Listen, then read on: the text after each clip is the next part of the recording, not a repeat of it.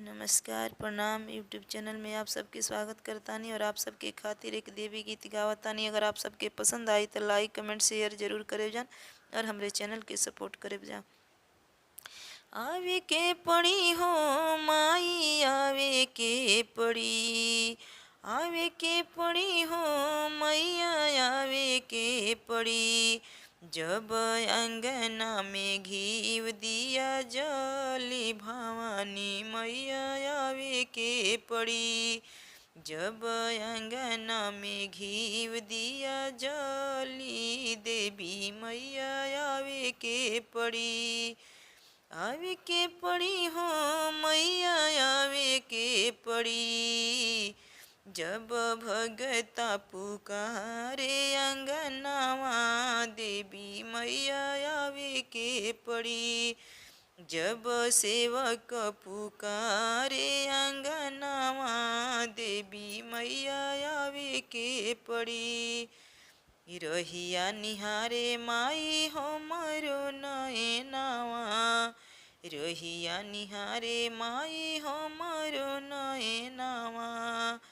छछने लजियारा हमार माई देखेला तुहरा, छछने लजियारा हमार माई देखेला तुहरा। आवे के पड़ी हो मैया आवे के पड़ी, आवे के पड़ी हो मैया आवे के पड़ी। जब सेवक पुकारे अंगनावा देवी मैया आवे के पड़ी। जब सेवक पुकारे अंगनावा देवी मैया आवे के पड़ी। नारियल चुनरिया माई चौकी सजवनी, अड़हुल के फुलवा माई आसन लगवनी।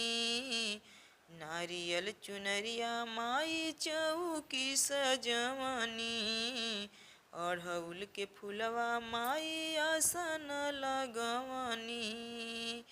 आवे के पड़ी हो माई आवे के पड़ी, आवे के पड़ी हो देवी आवे के पड़ी। जब भगता पुकारे अंगनावा देवी मैया आवे के पड़ी। जब भगत पुकारे अंगनावा देवी मैया आवे के पड़ी।